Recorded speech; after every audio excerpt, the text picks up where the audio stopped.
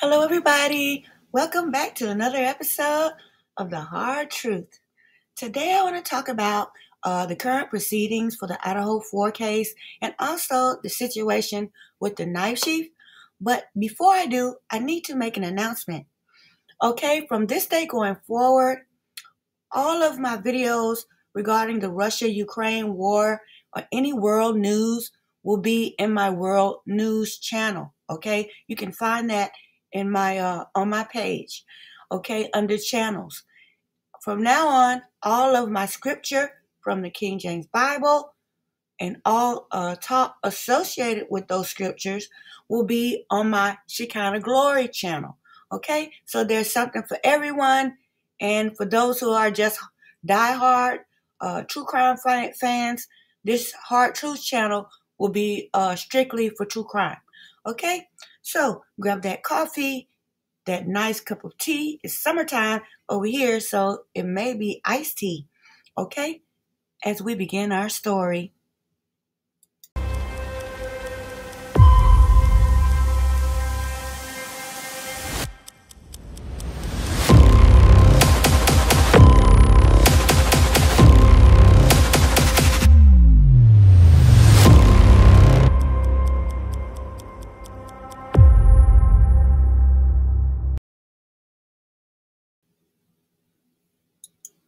The first thing that you notice about this hearing is that the gentleman with the bald head and the black jacket is now sitting on the right-hand side of Brian.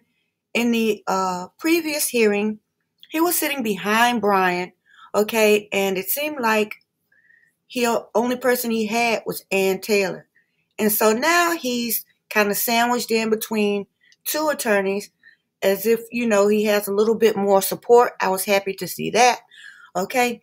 The gag order really has no bearing on this case, in my opinion.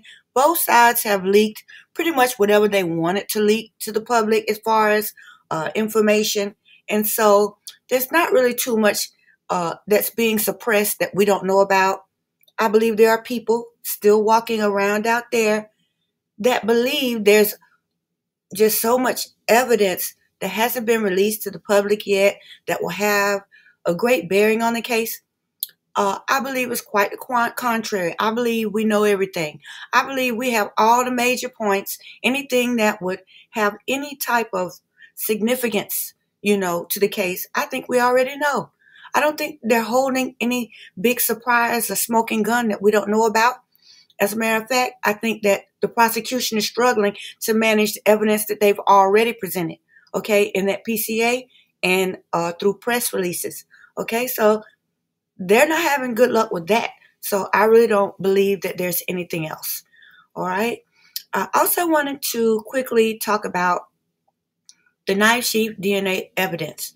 Okay, we saw from the beginning that there were documents that said if there's a problem with the DNA evidence, don't consider the DNA as part of the reason why you're granting this search warrant or this arrest warrant. Okay, so from the beginning, they knew that the DNA would not be admissible or that they would not even be trying to admit it. The only reason for the DNA was to be able to get this boatload of warrants to search Brian Kohberger's home, his car, his parents' home, okay, his clothing, his person, to arrest him. That is what the purpose of the DNA claim was.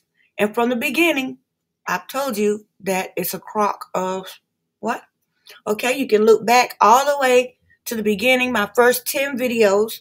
I've already said, listen, we're not being told 100% the truth. And so it's just coming home to roost right now. And what we need to focus on now is trying to determine whether or not Moscow PD law enforcement truly believed that Brian Kohberger was a suspect in the beginning and things evolved to where they discovered that it was not, they're discovering that they may have the wrong person, or was this an attempt to frame Brian Kohberger from day one? Okay, that's the first question. And the second major question that I want to talk about in this next series is, if Brian didn't do it, who did? Okay? Who did? We've been looking at this one person for what, 6, 7 months? And every day something happens to make me personally feel like this guy is not the killer, and basically probably was nowhere near King Road. Okay? But like I said, it's all speculation. But this new series that I'm about to publish will deal with these two issues. All right?